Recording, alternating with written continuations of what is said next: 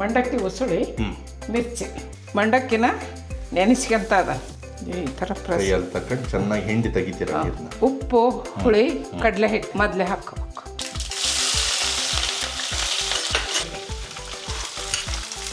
ಮಂಡಕ್ಕಿ ಹಾಕ್ತಾ ಇದ್ದಾನೆ. ಇದರಲ್ಲಿ ಬಿಸಿ ಆದರೆ ಇನ್ನೂ ಚೆನ್ನಾಗಿ ಕಡಲೆಬೇಳೆ ಹಿಟ್ಟು ಜೀರಿಗೆ ಈ ಥರ ತಿಕ್ಕಿ ಹಾಕ್ಯಂಡ್ರೆ ಕಂಪಾಗುತ್ತೆ. ಈ ಥರ ಗಂಟಲ್ದಂಗೆ ಕಲಿಸ್ಬೇಕು. ತುದಿ ಎಲ್ಲ ಕಟ್ ಮಾಡ್ಕೊಂಡಿದ್ದೀನಿ ಈ ಥರ. ಹಿಂಗೆ ಬಿಡಬೇಕು. ಅಲ್ಲಿ ಮಿರ್ಚಿ ರೋಸ್ಟ್ ಆಗಬೇಕು.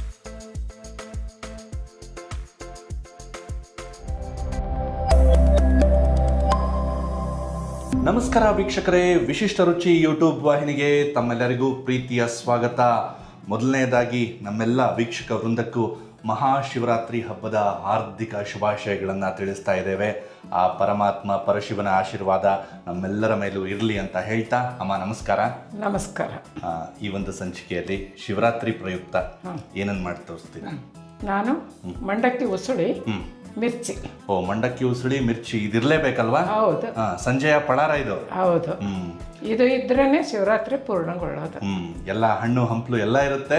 ಅದ್ರ ಜೊತೆಗೆ ಮಂಡಕ್ಕಿ ಮಿರ್ಚಿ ಅಂತಂದ್ರೆ ತೊಯ್ಸಿದ ಮಂಡಕ್ಕಿ ಮಿರ್ಚಿ ಇಲ್ಲ ಅಂದ್ರೆ ಹೇಗೆ ಹೇಳಿ? ಬನ್ನಿ, ಈ ಒಂದು ಸಂಚಿಕೆಯಲ್ಲಿ ಸರಳವಾಗಿ ಅಮ್ಮ ಯಾವ ರೀತಿ ಈ ಮಂಡಕ್ಕಿ ಉಸುಳಿ ಹಾಗೇನೆ ಮಿರ್ಚಿನ ಮಾಡ್ತಾರೆ ಅಂತ ನೋಡೋಣ. ಈಗ ನಾನು ಮಂಡಕ್ಕಿ ಉಸುಳಿ ಮಾಡಕ್ಕೆ ಮಂಡಕ್ಕಿನ ನೆನೆಸ್ಕೊಂತ ಅದ. ಎಷ್ಟು ಮಂಡಕ್ಕಿ ತಗೊಂಡಿರಮ್ಮ? ಒಂದು 1/4 kg ಮಂಡಕ್ಕಿ ಕ್ಲೀನ್ ಮಾಡಿ ಇಟ್ಕೊಂಡಿದ್ದೆ. ಓಕೆ. ನೀರಿಗೆ ಹಾಕ್ತಾ ಇದ್ದೆ. ನೀರಿಗೆ ಹಾಕ್ತಾ ಇದ್ದಾನೆ.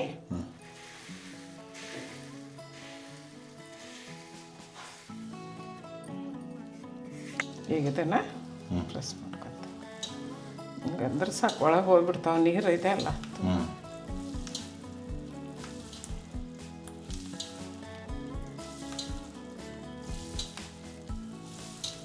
ಇವು ಭಾಳ ಮಣ್ಣಿರ್ತಾವೆ. ಚೆನ್ನಾಗಿ ಭಾಳ ನೀರು ಹಾಕಿ ತೊಳಿಬೇಕು ಮಂಡಕ್ಕಿ. ಬೂದಿ ಇರುತ್ತೆ ಇದರಲ್ಲಿ. ಇದಕ್ಕಿಂತ ಮುಂಚೆ ಚೆನ್ನಾಗಿ ಚಪ್ಪರ್ಸ್ಕೊಂಡಿದ್ದೀರಲ್ಲ? ಹೌದು. ಜಲ್ದಿ ಹಿಡ್ಕೊಂಡು ಚಪ್ಪರಿಸ್ಕೊಂಡು ತಗೊಂಡು ಕ್ಲೀನ್ ಮಾಡ್ಕೊಂಡಿದ್ದೀರಿ ಆಲ್ರೆಡಿ. ಇಲ್ಲೂ ಕೂಡ ಎಷ್ಟು ಸರಿ ತೊಳಿಬೇಕು? ಒಂದೇ ಸರಿ. ಒಂದ್ಸರಿ ಇದು 2 ಸಲ ತೊಳಿಯಕ್ಕೆ ಬರಲ್ಲ, ಭಾಳ ಮೆತ್ತಗಾಗ್ಬಿಡುತ್ತೆ. ನಾನು ಚೆನ್ನಾಗಿ ತೊಳಿಬೇಕು ಅಂದ್ರಲ್ಲ, ನಾನು ಒಂದೇ ಸರಿ ತೊಳಿ. ಚೆನ್ನಾಗಿ ನೆಂದಿದೆ ಅಂತ ಹೆಂಗೆ ಗೊತ್ತಾಗುತ್ತಮ್ಮ? ಈಗ ಚೆನ್ನಾಗಿದೆ, ಒಳಗೆ ಹೋಗ್ಬೇಕು. ಇದೊಂಥರ ಶಬ್ದ ಬರ್ತೈತೆ. ಹೌದು, ಚುರ್ರ್ ಅಂತ ಸೌಂಡ್ ಬರ್ತಾ ಇದೆ. ಅದು ನಿಲ್ಲುತ್ತೆ. ಆ ಶಬ್ದ ಕೇಳಿಸ್ತಾ ಇರ್ಬೋದು ನಿಮಗೀಗ. ಆ ಶಬ್ದ ಎಲ್ಲ ನಿಲ್ಲವರೆಗೂ ಕಾಯ್ಬೇಕು ಒಂದು ಸ್ವಲ್ಪ. ಹೌದು. ಅಂದ್ರೆ ಮಂಡಕ್ಕಿ ನೀರು ಹೀರ್ಕೊಳ್ತಾ ಇರುವಂತ ಶಬ್ದ. ಹೌದು ಹೌದು. ನೀರಿನ ಪ್ರಮಾಣನೂ ಜಾಸ್ತಿ ಇರಬೇಕು. ಹೌದು. ಆಗ ಹೌದು, ಸ್ವಲ್ಪ ನೀರಲ್ಲಿ ತೊಳಿಬಾರ್ದು. ಮಂಡಕ್ಕಿ ಉಸುಳಿ ಅಥವಾ ಈ ಸೂಸ್ಲ ಮಾಡುವಾಗ ಮಂಡಕ್ಕಿನ ಚೆನ್ನಾಗಿ ನೆನೆಸ್ಕೊಳ್ಳೋದ್ರಲ್ಲೇ ಇರೋದಲ್ಲ? ಹೌದು ಹೌದು, ಹದವಾಗಿ ನೆನೆಸ್ಕೋಬೇಕು. ಆಮೇಲೆ ಇದನ್ನ ಭಾಳ ಹೊತ್ತು ನೀರಿಗೂ ಬಿಡಂಗಿಲ್ಲ. ಹೌದು, ರಾಡಾಗ್ಬಿಡುತ್ತದ ಭಾಳ ಹೊತ್ತು ಬಿಟ್ರೆ. ಇವಾಗ ತೆಗಿತೀನಿ ಇದನ್ನ. ಓಕೆ. ಶಬ್ದ ಎಲ್ಲ ಈಗ ಕಡಿಮೆ ಆಯಿತು. ಎಲ್ಲ ಚೆನ್ನಾಗಿ ನೆಂದಿದೆ ಕೂಡ. ಈ ಥರ ಪ್ರೆಸ್ ತಕೊಂಡು ಚೆನ್ನಾಗಿ ಹಿಂಡಿ ತೆಗಿತೀರ. ಹಿಂಡಿ ಇನ್ನೊಂದು ಬೌಲಿಗೆ ಹಾಕ್ಕೊಳ್ತೀನಿ.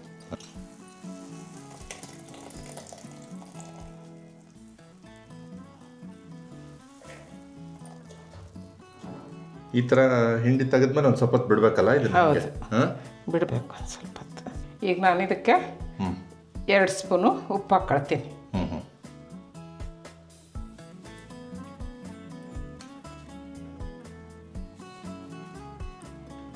ಆಮೇಲೆ ಒಂದು ನಿಂಬೆ ಹಣ್ಣು ಹಿಂಡ್ಕೊತೀನಿ. ಎಲ್ಲ ಚೆನ್ನಾಗಿ ಕೈ ಆಡಿಸ್ಕೊತೀನಿ. ಉಪ್ಪು ಹುಳಿ ಚೆನ್ನಾಗಿ ಹತ್ತೋ ಥರ. ಮಂಡಕ್ಕಿ ಈ ಥರ ಹಿಚ್ಚಿಗೆ ನೋಡಿದ್ರೆ ಇದು ಮೆತ್ತಗಾಗಿದೆ. ಇವಾಗ 5 ನಿಮಿಷ ಬಿಟ್ಟವಲ್ಲ, ಚೆನ್ನಾಗಿ ಮೆತ್ತಗಾಗಿದೆ. ಇವಾಗ ಈ ಹಂತದಾಗ ನಾನು ಇದಕ್ಕೆ ಸ್ವಲ್ಪ ಕಡಲೆ ಹಿಟ್ಟು ಹಾಕ್ತೀನಿ. ನೆನಪಿರಲಿ, ಒಗ್ಗರಣೆ ಮಾಡೋಕ್ಕೂ ಮೊದಲೇ ಇವರು ಹಾಕಿಡ್ತಾ ಇದ್ದಾರೆ. ಹೌದು. ಉಪ್ಪು ಹುಳಿ ಕಡಲೆ ಹಿಟ್ಟು ಮೊದಲೇ ಹಾಕ್ಕೋಬೇಕು. ಈಗ ನಾನು ಒಂದು 2-3 ಸ್ಪೂನು ಕಡಲೆ ಹಿಟ್ಟು ಹಾಕ್ಕೊಳ್ತೀನಿ. ಹಾಕ್ಕೊಂಡು ಚೆನ್ನಾಗಿ ಕಲಿಸ್ತೀನಿ. ಯಾಕಂದರೆ ಇದು ಉದುರಾಗಿರಲಿ ಅಂತ. ಸೂಸ್ಲ ನಂತರ ಉಸುಳಿ ಅಂತೀವಿ ನಾವು. ನಮ್ಮ ಕಡೆಗೆ ಇದನ್ನು ಮಂಡಕ್ಕಿ ಉಸುಳಿ ಅಂತೀವಿ. ಹೌದು. ಬಳ್ಳಾರಿ ಕಡೆಗೆ ಇದನ್ನು ಮಂಡಾಳ ಒಗ್ಗರಣೆ ಅಂತಾರೆ. ಹೌದು, ಒಗ್ಗರಣೆ ಮಿರ್ಚಿ ಅಂತಾರೆ. ಇದ್ರ ಜೊತೆ ಮಿರ್ಚಿ ಇರಲೇಬೇಕು. ಹೌದು. ಆಯ್ತಿನ್ನು ಒಗ್ಗರಣೆ ಮಾಡ್ಕೊಳಕ್ಕೆ ಹೋಗೋಣ. ನಾನು ಓಕೆ. ಒಂದು 100 ಗ್ರಾಮ್ನಷ್ಟು ಎಣ್ಣೆ ಹಾಕ್ಕೊಳ್ತೀನಿ. ಸಾಕಿಷ್ಟು. ಈಗ ನಾನು ಸಾಸಿವೆ 1 ಸ್ಪೂನು ಸಾಸಿವೆ ಹಾಕ್ಕೊಳ್ತೇನೆ. ಸಾಸಿವೆ ಹಾಕಿದ ಮೇಲೆ 1 ಸ್ಪೂನು ಜೀರಿಗೆ,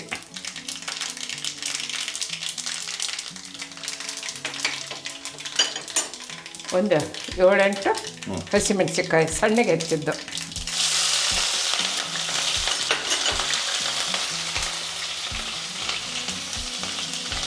ಈಗ ಕರಿಬೇವು ಹಾಕ್ಕೊಳ್ತದ.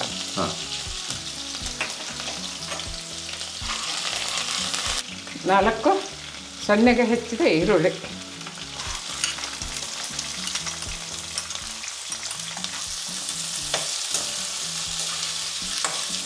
ಈಗಿದು ಈರುಳ್ಳಿ ಎಲ್ಲ ಬೇಯಬೇಕಾ? ಹೌದು, ಹಸಿ ವಾಸನೆ ಎಲ್ಲ ಹೋಗ್ಬೇಕು.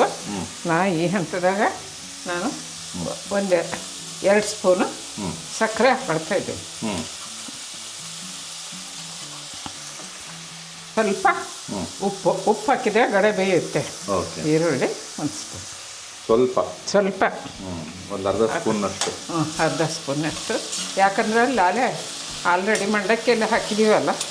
ಸಕ್ಕರೆ ಹಾಕೋದ್ರಿಂದ ಒಂಥರ ಈರುಳ್ಳಿ ಎಲ್ಲ ಚೆನ್ನಾಗಿ ಬೇಯುತ್ತಲ್ಲ. ಬೇಯುತ್ತೆ. ಅಲ್ಲಿ ನಿಂಬೆ ಹುಳಿ ಹಿಂಡಿರ್ತೀವಿ, ಹುಳಿ, ಉಪ್ಪು, ಖಾರ, ಅದ್ರ ಜೊತೆಗೆ ಸ್ವಲ್ಪ ಸ್ವೀಟ್ ಇದ್ದರೆ ಟೇಸ್ಟ್. ಇಷ್ಟು ಸಾಕು. ಇವಾಗ ಇದಕ್ಕೆ ಅರಿಶಿನ ಪುಡಿ ಹಾಕ್ತೀವಿ. ಈರುಳ್ಳಿ ಬಣ್ಣ ಬದಲಾಗಿದೆನಾ ಸ್ವಲ್ಪ? ಹೌದು, ಚೇಂಜ್ ಆಗಿದೆ. ಹೌದು, ಹಸಿ ವಾಸನೆ ಹೋಗಿದೆ. ಇದಕ್ಕಿಂತ ಹೆಚ್ಚಿಗೆ ಬೇಯೋದು ಬೇಡ ಇದಕ್ಕೆ. ಈಗ 1 ಸ್ಪೂನು ಅರಿಶಿನ ಪುಡಿ ಹಾಕುತ್ತೆ. ಓಕೆ. ಬಣ್ಣ ಬೇಕಲ್ಲ ಮತ್ತೆ ನಮ್ಮ ಮಂಡಕ್ಕಿ ಉಸುಳಿಗೆ. ಹೌದು.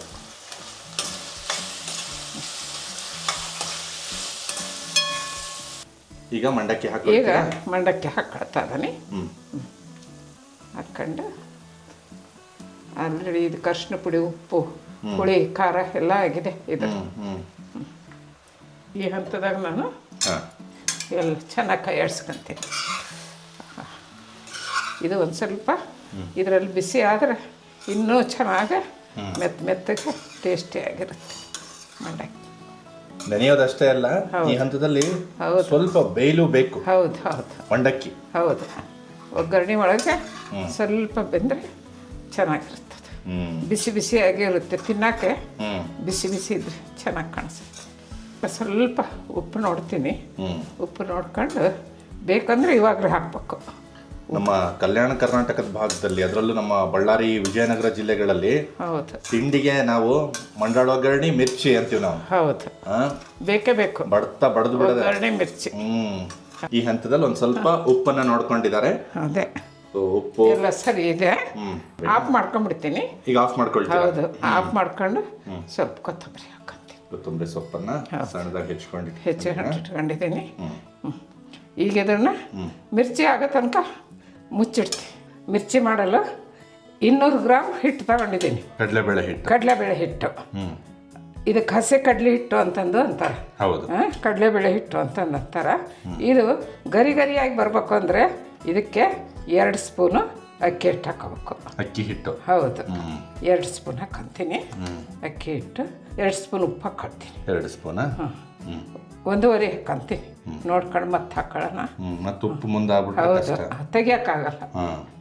ಬೇಕಿದ್ರೆ 1-2 ಮಿರ್ಚಿ ಮಾಡ್ಕೊಂಡು ನೋಡ್ಕೊಂಡು ಆಮೇಲೆ ಹಾಕಬಹುದು. ಒಂದು ಸ್ವಲ್ಪ ಒಂದು ಅರ್ಧ ಸ್ಪೂನಷ್ಟು ಜೀರಿಗೆ. ಆಮೇಲೆ 1 ಸ್ಪೂನಷ್ಟು ಅಜ್ವಾನ. 1 ಸ್ಪೂನ. ಹೌದು, ಅಜ್ವಾನನ ಸ್ವಲ್ಪ ತಿಕ್ಕಬೇಕು. ನೋಡಿ, ಈ ಥರ ತಿಕ್ಕಿ ಹಾಕ್ಕೊಂಡ್ರೆ ಕಂಪಾಗುತ್ತೆ. ಕಾಳೆಲ್ಲ ಒಡೆದು ಅದರ ಅಂಶ ಎಲ್ಲ ಹೌದು ಕಂಪಾಗಿ ಬರುತ್ತೆ. ಅಡುಗೆ ಸೋಡಾ ಹಾಕ್ಕೊಳ್ತಾರೆ. ಅರ್ಧ ಸ್ಪೂನ್ಗಿಂತ ಒಂದು ಸ್ವಲ್ಪ ಕಡಿಮೆ ಇದೆ. ಇಷ್ಟ ಆದ್ರೆ ಸಾಕು. ಚೆನ್ನಾಗಿ ಕೈ ಆಡಿಸ್ಕೊತೀನಿ.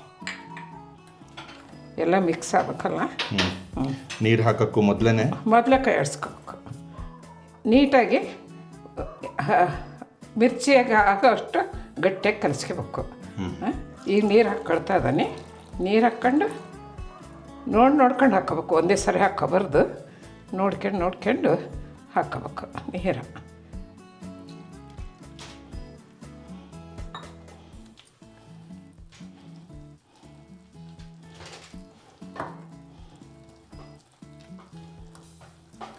ಈ ಥರ ಗಂಟಿಲ್ದಂಗೆ ಕಲಿಸ್ಬೇಕು. ಮೇನ್ ಇರೋದೇ ಗಂಟಿಲ್ದಂಗೆ ಕಲಿಸೋದು. ಇನ್ನೊಂದು ಸ್ವಲ್ಪ ಗಟ್ಟಿ ಆಯಿತು, ಇನ್ನು ಸ್ವಲ್ಪ ನೀರು ಹಾಕ್ಕೊಳ್ತೀನಿ. ಮತ್ತು ನೀರು ಇರಬಾರ್ದು. ಇದು ಭಾಳ ನೀರಾದರೆ ಮೆಣಸಿನ್ಕಾಯಿಗೆ ಹತ್ತಲ್ಲ, ಮೀಡಿಯಮ್ ಇರಬೇಕು.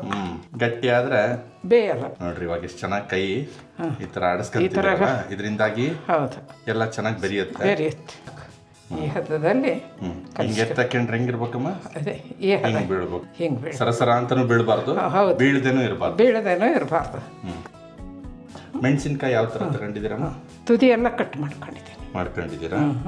ಇಲ್ಲಿ ಎಡಭಾಗಕ್ಕೆ ಕಾಣಿಸ್ತಾ ಇರೋದು ಸ್ವಲ್ಪ ಖಾರ ಕಡಿಮೆ ಇರೋಂಥ ಹಸಿ ಮೆಣಸಿನ್ಕಾಯಿ. ಇದು ಸ್ವಲ್ಪ ಖಾರ ಇದೆ. ತುದಿ ಕಟ್ ಮಾಡ್ಕೊಂಡಿದ್ದೀವಿ. ಹೌದು, ಇಲ್ಲಾಂದ್ರೆ ಮೆಣಸಿನ್ಕಾಯಿ ಎಣ್ಣೆಗೆ ಬಿದ್ದಾಗ ಸಿಡಿಯುತ್ತೆ. ಮೆಣಸಿನ್ಕಾಯಿ ಇದನ್ನ ಮಾಡಿ ಕಟ್ ಮಾಡಿ ಇಟ್ಕೊಂಡಿದ್ದೀನಿ ತುದಿನ. ಆಮೇಲೆ ಕೈ ಎದ್ಕೊಳಕ್ಕೆ ನೀರು ಇವೆಲ್ಲ ಇರಬೇಕು. ಇವೆಲ್ಲ ಹತ್ತಿರದಲ್ಲೇ ಇರಬೇಕು.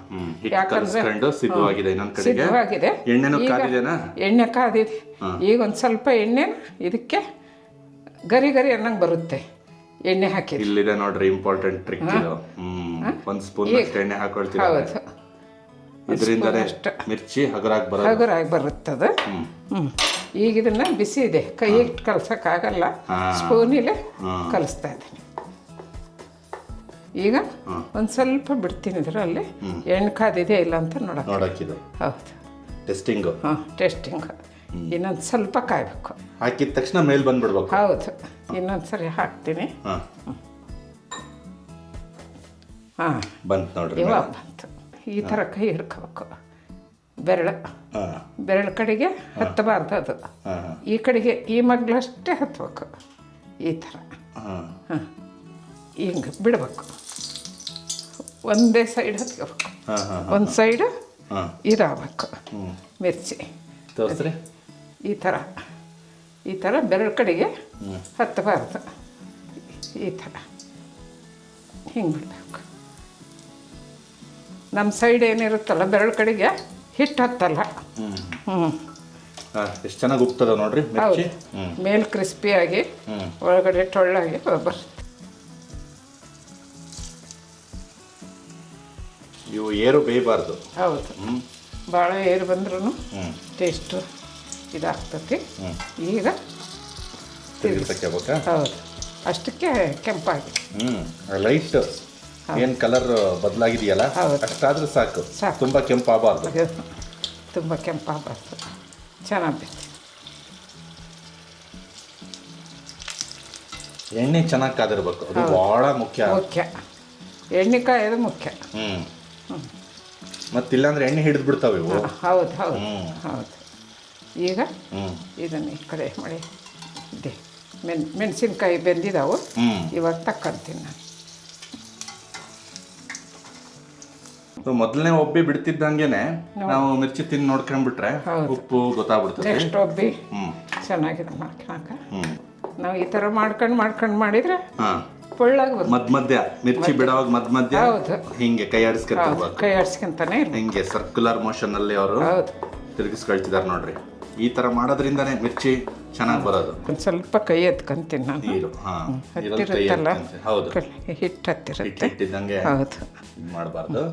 ಮೆಣಸಿನ್ಕಾಯಿ ತಗೋಬೇಕು, ಕೈಗೆ ತಗೊಂಡು ಈ ಥರ ಬೆರಳು ಕಡೆಗೆ ಬೆರಳು ಹಿಡ್ಕೊಂಡಿದ್ದೀನಲ್ಲ, ಹೌದು, ಇದನ್ನ ಒಂದು ಕಡೆಗೆ ಅಷ್ಟೇ. ಹೌದು, ಒಂದೇ ಸೈಡ್ ಹಚ್ಬೇಕು. ಹಚ್ಚಿ ಬಿಡಬೇಕು.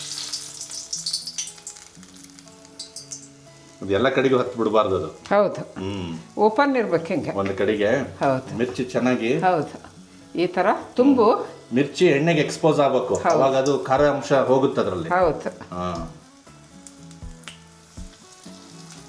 ಎಸ್, ಈ ಥರ ಬೇಯ್ತಾ ಇವೆ.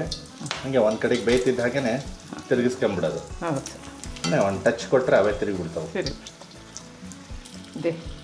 ಈ ಸೈಡು ಮಿರ್ಚಿನ ಬೆಂದಿಲ್ಲ. ಚೆನ್ನಾಗಿ. ಎಲ್ಲಿ ಮಿರ್ಚಿ ಓಪನ್ ಇರುತ್ತಲ್ಲ ಭಾಗ, ಹೌದು. ಅಲ್ಲಿ ಮಿರ್ಚಿ ರೋಸ್ಟ್ ಆಗ್ಬೇಕು, ರೋಸ್ಟ್ ಆಗ್ಬೇಕು. ಸುಲಭವಾಗಿ ತಿನ್ಬೋದು. ಖಾರದ ಅಂಶ ಎಲ್ಲ ಕಡಿಮೆ ಆಗುತ್ತೆ. ಕಡಿಮೆ ಆಗುತ್ತೆ. ಮೊದಲೇ ನಾವು ಇದನ್ನ ಸ್ವಲ್ಪ ಖಾರ ಕಡಿಮೆ ಇರುವಂತ ಮೆಣಸಿನಕಾಯಿಗಳನ್ನ ಹೌದು, ಹಾಕೊಂಡಿರ್ತೀವಿ. ಆಯ್ಕೆ ಮಾಡ್ಕೋಬೇಕು. ಜೊತೆಗೆ ಈ ತರ ನೀಟಾಗಿ ಬೆಂದಾಗ ಹೌದು, ಇನ್ನು ಚೆನ್ನಾಗಿದೆ. ನೇರವಾಗಿರೋ ಮೆಣಸಿನ್ಕಾಯಿ ತಗೊಂಡ್ರೆ ಹೌದು, ಅದು ಒಂದು ಬದಿಯಲ್ಲಿ ಹಿಟ್ಟು ಹತ್ತೋದಕ್ಕೆ ಅನುಕೂಲ ಆಗುತ್ತೆ. ಮಿರ್ಚಿ ಬಿಟ್ಟು ಒಂದು ಹಂಗೆ ಒಂದು ಎಣ್ಣೆ ಚೆನ್ನಾಗಿ ಕಾದಿದ್ರೆ ಒಂದು 30 ಸೆಕೆಂಡ್ ಬಿಟ್ಟು ಹಂಗೆ ತಿರುಗಿಸ್ಕೊಂಬಿಡೋದು. ಒಟ್ಟು ಎಣ್ಣೆ ಯಾವಾಗಲೂ ಚೆನ್ನಾಗಿ ಕಾದಿರೋ ಥರ ನೋಡ್ಕೋಬೇಕು. ಹೌದು ಹೌದು, ಭಾಳ ಜೋರು ಇಟ್ಕೋಬಾರ್ದು. ಸ್ವಲ್ಪ ಸಿಮ್ಮಾಗಿ ಇಟ್ಕೊಂಡಿದ್ರೆ ಒಳಗಡೆಗೆಲ್ಲ ನೀಟಾಗಿ ಬೇಯುತ್ತೆ. ಈಗ ಇದನ್ನು ತೆಗೆದು ಬಿಡ್ತೀನಿ.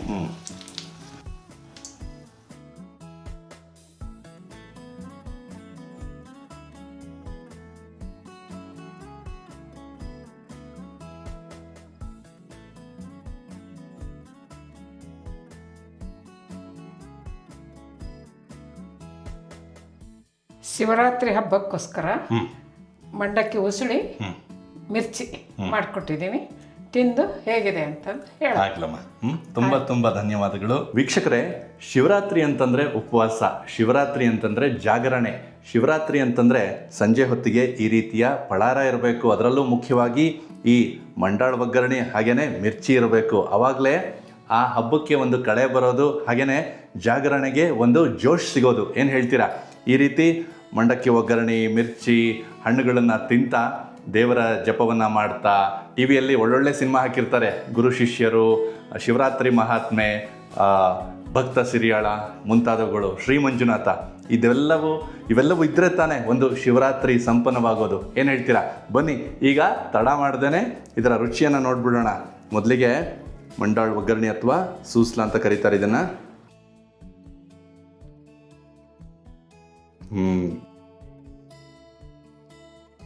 ಮಂಡಕ್ಕಿನ ಇವರು ಏನು ಹದವಾಗಿ ನೆನೆಸಿದಾರೋ ಸಖತ್ತು ಫ್ಲಫಿ ಆಗಿದೆ. ಮತ್ತು ಬಹುಮುಖ್ಯವಾಗಿ ಇವರು ಹಾಕಿರುವಂತಹ ಒಗ್ಗರಣೆಯನ್ನು ಆ ಮಂಡಕ್ಕಿ ಚೆನ್ನಾಗಿ ಹಿಡಿದಿಟ್ಕೊಂಡಿದೆ. ಹಾಗಾಗಿ ರುಚಿ ತುಂಬ ಚೆನ್ನಾಗಿದೆ. ಉಪ್ಪು, ಹುಳಿ, ಖಾರ ಎಲ್ಲ ಚೆನ್ನಾಗಿದೆ. ಅವ್ರು ಹಾಕಿರುವಂತಹ ಹುರ್ಗಡ್ಲೆ ಹಿಟ್ಟಿನ ಫ್ಲೇವರ್ ಸಿಗ್ತಾ ಇದೆ, ಅದು ಕೂಡ ತುಂಬ ಚೆನ್ನಾಗಿ ಅನ್ನಿಸ್ತಾ ಇದೆ. ಈಗ ಬಂತು ನೋಡ್ರಿ ಮುಖ್ಯವಾದ ಘಟ್ಟ, ಮಿರ್ಚಿ, ನನ್ನ ಫೇವ್ರೆಟ್.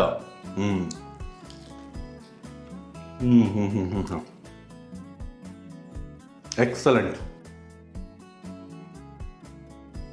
ಅಮ್ಮ ಹೇಗೆ ಹೇಳಿದ್ರಲ್ಲ, ಮೇಲಿಂದ ಕ್ರಿಸ್ಪಿಯಾಗಿರಬೇಕು, ಒಳಗಡೆ ಮಿರ್ಚಿ ಹದವಾಗಿ ಬೆಂದಿರಬೇಕು ಅಂತ. ಅಷ್ಟೇ ಅದ್ಭುತವಾಗಿ ಬಂದಿದೆ. ಒಳಗಡೆ ಹಿಟ್ಟಿನಂಶ ಸಿಗ್ತಾ ಇಲ್ಲ, ಹಿಟ್ಟು ಹದವಾಗಿ ಬೆಂದಿದೆ. ಮತ್ತು ಜೊತೆಗೆ ಮೆಣಸಿನ್ಕಾಯಿ ಆಯ್ಕೆ ಚೆನ್ನಾಗಿರೋದ್ರಿಂದ ಹೆಚ್ಚಿಗೆ ಏನು ಖಾರ ಅಂತ ಅನ್ನಿಸ್ತಾ ಇಲ್ಲ. ಅದ್ಭುತ ರೀ.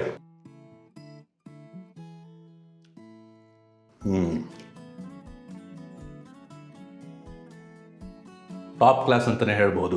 ಮಂಡಕ್ಕಿ ಉಸುಳಿ, ಮಿರ್ಚಿ ಪರ್ಫೆಕ್ಟ್. ನೀವು ಕೂಡ ಈ ಶಿವರಾತ್ರಿಗೆ ಮಾಡಿಕೊಂಡು ಟ್ರೈ ಮಾಡಿ ನೋಡಿ. ಖಂಡಿತವಾಗ್ಲೂ ಎಲ್ರಿಗೂ ಇಷ್ಟ ಆಗುತ್ತೆ. ಎಲ್ಲ ಹಣ್ಣು ಹಂಪಲು ಎಲ್ಲದ್ರ ಜೊತೆ ಈ ರೀತಿಯ ಮಂಡಕ್ಕಿ ಉಸುಳಿ, ಮಿರ್ಚಿ ಇದ್ದರೆ ನಾನು ಆಗಲೇ ಹೇಳಿದ ಹಾಗೆ ಶಿವರಾತ್ರಿ ಹಬ್ಬಕ್ಕೆ ಹೊಸ ಮೆರುಗು ಬರುತ್ತೆ ಅಂತಲೇ ಹೇಳಬಹುದು. ವೀಕ್ಷಕರೇ, ದಯವಿಟ್ಟು ನಮ್ಮ ವಿಶಿಷ್ಟ ರುಚಿ ವಾಹಿನಿಯನ್ನು ಸಬ್ಸ್ಕ್ರೈಬ್ ಮಾಡಿಕೊಡಿ. ಯಾಕೆಂತಂದರೆ ನಾವು ಇದೇ ರೀತಿಯ ವಿಶಿಷ್ಟವಾದ ಪಾರಂಪರಿಕ ಶೈಲಿಯ ಖಾದ್ಯಗಳನ್ನು ನಿರಂತರವಾಗಿ ಮಾಡಿ ಪರಿಚಯಿಸ್ತಾನೆ ಹೋಗ್ತೇವೆ.